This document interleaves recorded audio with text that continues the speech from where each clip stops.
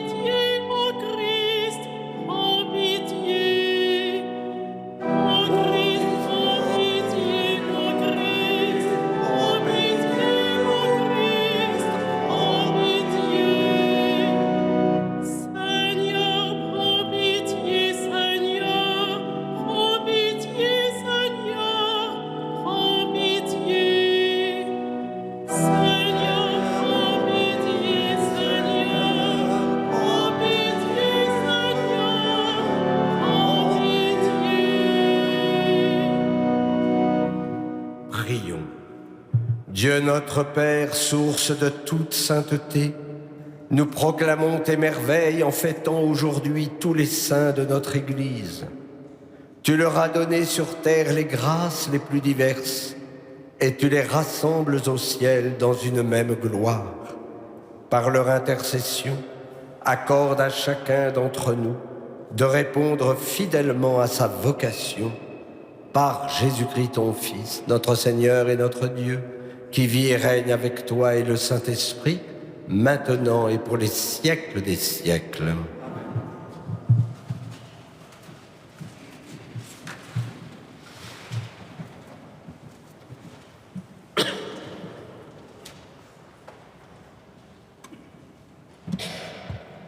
Lecture de la lettre de Saint Paul apôtre aux Romains.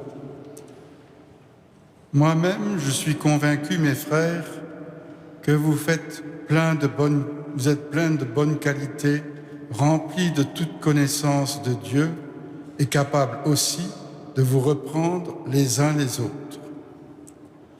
Mais je vous ai écrit avec un peu d'audace, comme pour raviver votre mémoire sur certains points. Et c'est en raison de la grâce que Dieu m'a donnée.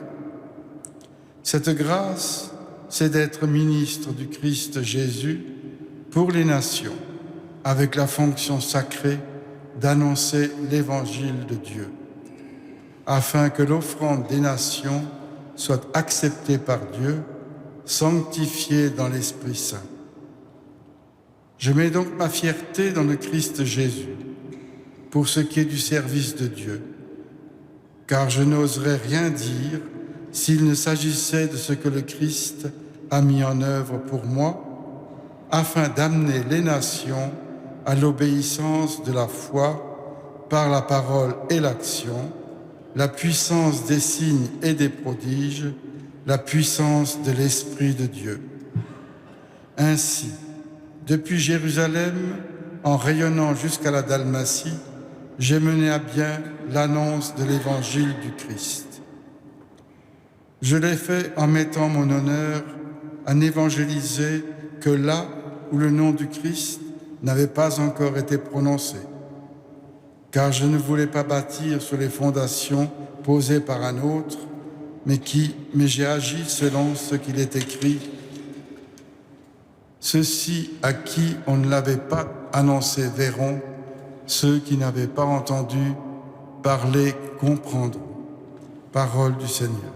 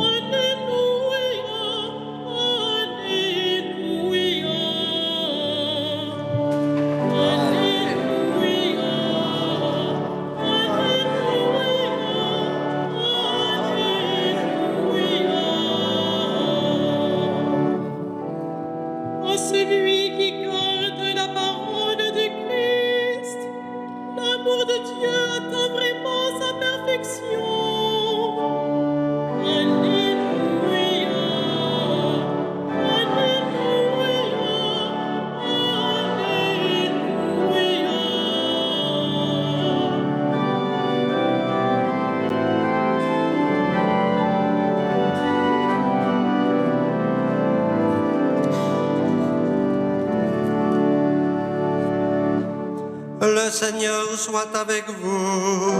Et avec votre esprit. Évangile de Jésus-Christ, selon salut. Gloire à toi, Seigneur. En ce temps-là, Jésus disait à ses disciples, « Un homme riche avait un gérant qui lui fut dénoncé comme dilapidant ses biens. Il le convoqua et lui dit, « Qu'est-ce que j'apprends à ton sujet?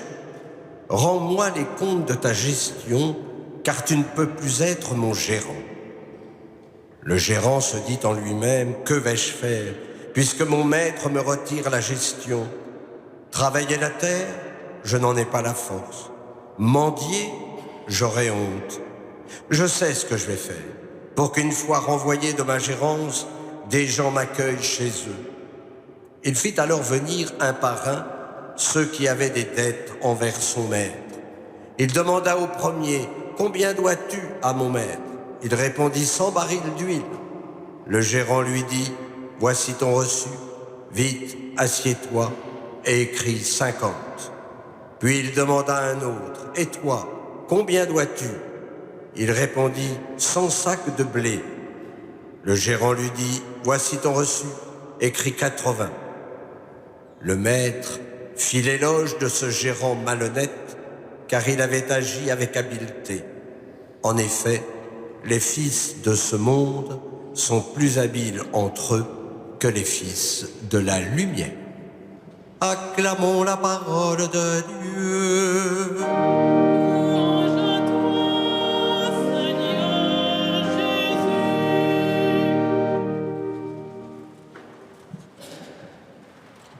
Frères et sœurs, vous l'avez bien compris, il ne s'agit pas d'imiter la malhonnêteté de ce gérant, mais peut-être d'imiter son habileté.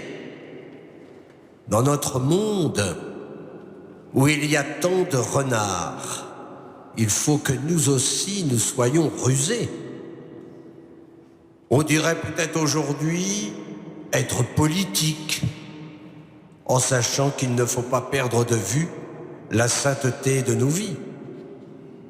Cette habileté, il faut la mettre au service de l'évangélisation, comme l'a fait d'ailleurs saint Paul. Tout d'abord, annoncer la joie de l'évangile. Le disciple du Christ n'a pas la tête d'un poison, d'un poivron vinaigré. Je ne sais pas si vous avez vu, mais il y a des chrétiens qui sont tristes comme des bonnets de nuit. Mais pourquoi sommes-nous joyeux? Tout simplement parce que le Christ nous a sauvés. Parce que nous sommes une religion du bonheur. Il nous faut ensuite rejoindre nos contemporains dans ce qu'ils vivent. Quels sont leurs besoins? Quelles sont leurs attentes? Il faut du temps. Il faut de la patience. Mais il faut surtout leur faire découvrir qu'ils sont aimés de Dieu tels qu'ils sont. Car si nous sommes une religion du bonheur, nous sommes aussi une religion de l'amour. N'hésitons pas à leur montrer le vrai visage de Dieu, en leur montrant le visage du Christ, car c'est bien lui qui est la plénitude de la révélation, qui va nous révéler le dessein d'amour de son Père. Le disciple du Christ, il est aussi audacieux et contagieux. Si notre foi est un vrai trésor, alors partageons-la. Montrons comment cette foi donne sens à notre vie, comment elle a transformé concrètement notre vie.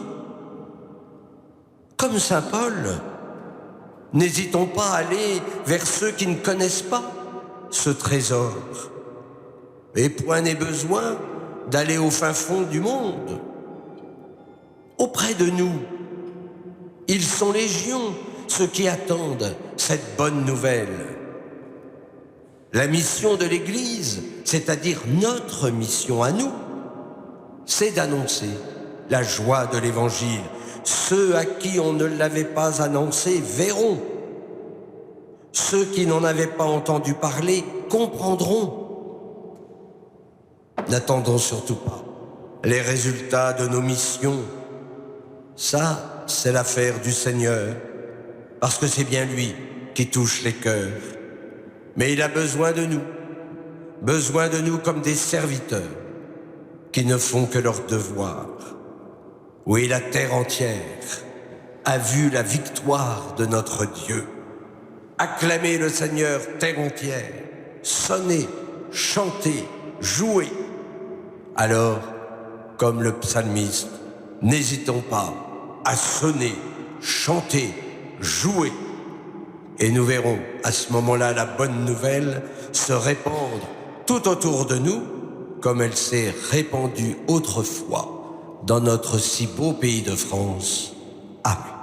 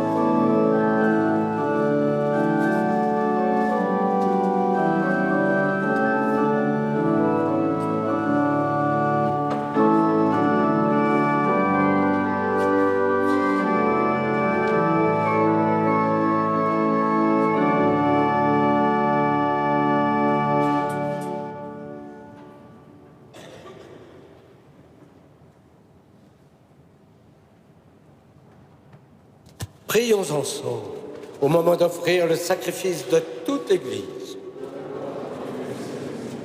Accueille avec bonté, Seigneur, l'offrande que nous te présentons pour fêter les saints de notre Église.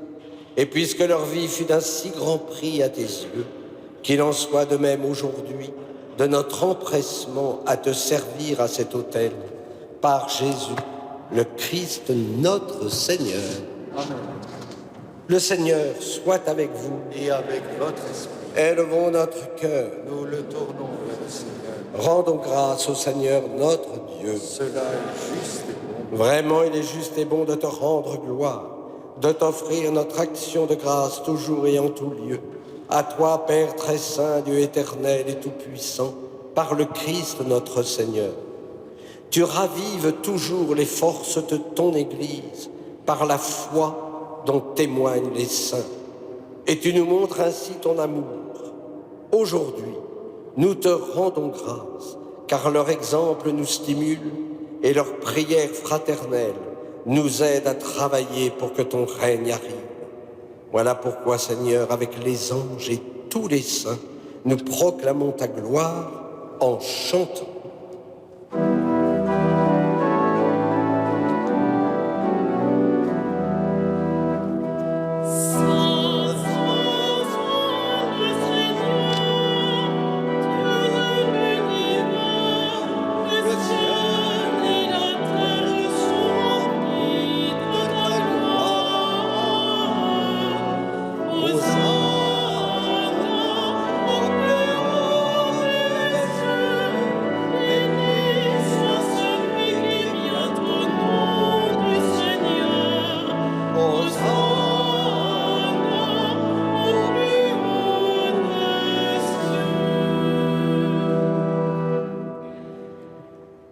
Tu es vraiment saint Dieu de l'univers et toute la création proclame ta louange.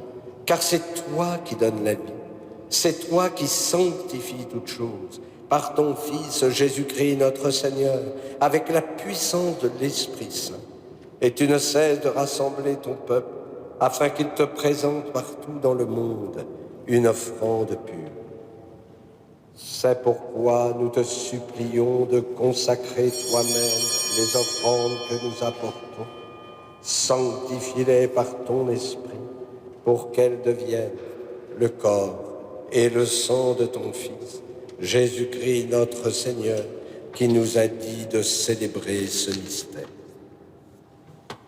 La nuit même où il fut livré, il prit le pain. En te rendant grâce, il le bénit, il le rompit et le donna à ses disciples en disant : « Prenez et mangez-en tous. Ceci est mon corps, livré pour vous. »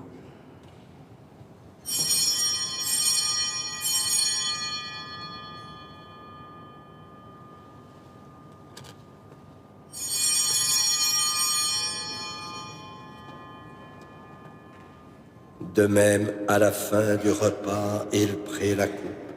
En te rendant grâce, il la bénit et la donna à ses disciples en disant : « Prenez et buvez-en tous, car ceci est la coupe de mon sang, le sang de l'alliance nouvelle et éternelle, qui sera versé pour vous et pour la multitude en rémission des péchés. Vous ferez cela en mémoire de moi. »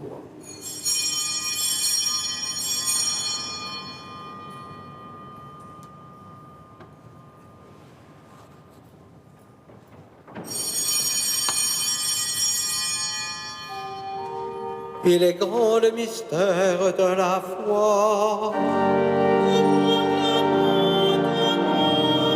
Seigneur Jésus, nous célébrons ta résurrection, nous attendons ta venue dans la gloire. En faisant mémoire de ton Fils, de sa passion qui nous sauve, de sa glorieuse résurrection et de son ascension dans le ciel, alors que nous attendons son dernier avènement, nous présentons cette offrande vivante et sainte pour te rendre grâce. Regarde, Seigneur, le sacrifice de ton Église et daigne reconnaître celui de ton Fils qui nous a rétablis dans ton alliance. Quand nous serons nourris de son corps et de son sang, et remplis de l'Esprit Saint, accorde-nous d'être un seul corps et un seul esprit dans le Christ. Que l'Esprit Saint fasse de nous une éternelle offrande à ta gloire, pour que nous obtenions un jour les biens du monde à venir, auprès de la Vierge Marie, la bienheureuse Mère de Dieu, de Saint Joseph, son époux, avec les apôtres, les martyrs, Saint Germain d'Auxerre, tous les saints de notre diocèse et tous les saints qui ne cessent d'intercéder pour nous. Et maintenant, nous te supplions, Seigneur, par le sacrifice qui nous réconcilie avec toi, étends au monde entier le salut et la paix. Affermis la foi et la charité de ton Église au long de son chemin sur la terre. Veille sur ton serviteur, le pape François, et notre évêque Michel, ses auxiliaires, Denis, Philippe et Thibaut, l'ensemble des évêques, les prêtres, les diacres et tout le peuple des rachetés. Écoute les prières de ta famille assemblée devant toi et ramène à toi, Père très aimant, tous tes enfants dispersés. Pour nos frères défunts, pour les hommes qui ont quitté ce monde et dont tu connais la droiture, nous te prions tout spécialement pour Élise et Robert, recommandés à notre prière. Reçois-les dans ton royaume, où nous espérons être comblés de ta gloire, tous ensemble et pour l'éternité, par le Christ notre Seigneur, par qui tu donnes au monde toute grâce et tout bien. Par lui, avec lui et en lui, à toi, Dieu le Père Tout-Puissant, dans l'unité du Saint-Esprit, tout honneur et toute gloire pour les siècles des siècles.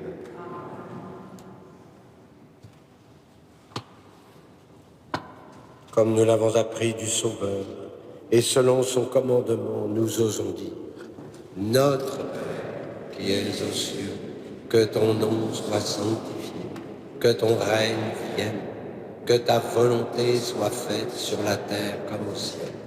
Donne-nous aujourd'hui notre pain de ce jour. Pardonne-nous nos offenses, comme nous pardonnons aussi à ceux qui nous ont offensés. Et ne nous laisse pas entrer en tentation, mais délivre-nous du mal. Délivre-nous de tout mal, Seigneur, et donne la paix à notre temps. Par ta miséricorde, libère-nous du péché. Rassure-nous devant les épreuves en cette vie, où nous espérons le bonheur que tu promets et l'avènement de Jésus-Christ, notre Sauveur.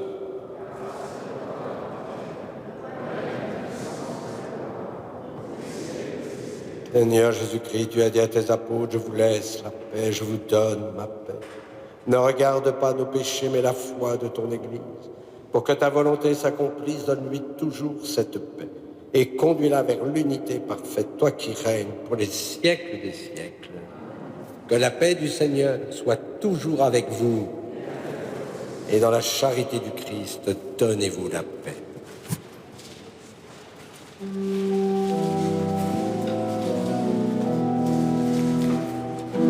Agneau de Dieu qui enlève le péché du monde, aie pitié de nous. Agneau de Dieu qui enlève le péché du monde, aie pitié de nous. Agneau de Dieu qui enlève le péché du monde, donne-nous la paix. Heureux les invités au repas du Seigneur. Voici l'agneau de Dieu qui enlève le péché du monde. Seigneur, je ne suis pas digne de te recevoir, mais dis seulement une parole et je serai guéri.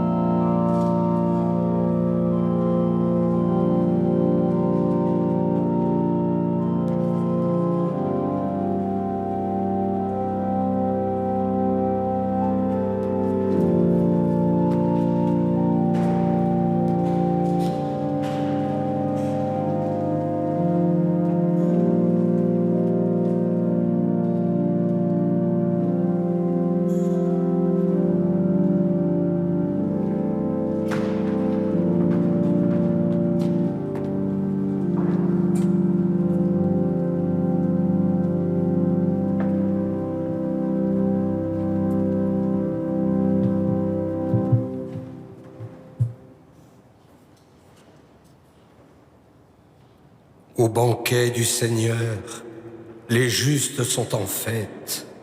En sa présence, ils débordent d'allégresse.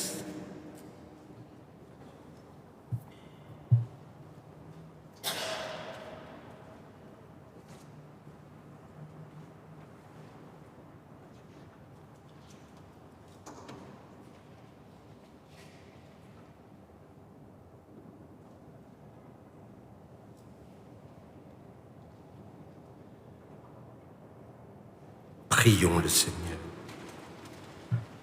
Dieu qui nous réconforte par un même pain et nous soutient d'une même espérance, resserre chaque jour les liens de notre unité, afin que, formant avec tous les saints de notre Église un seul corps et un seul esprit dans le Christ, nous ressuscitions avec lui dans la gloire, lui qui règne avec toi et le Saint-Esprit, maintenant et pour les siècles des siècles.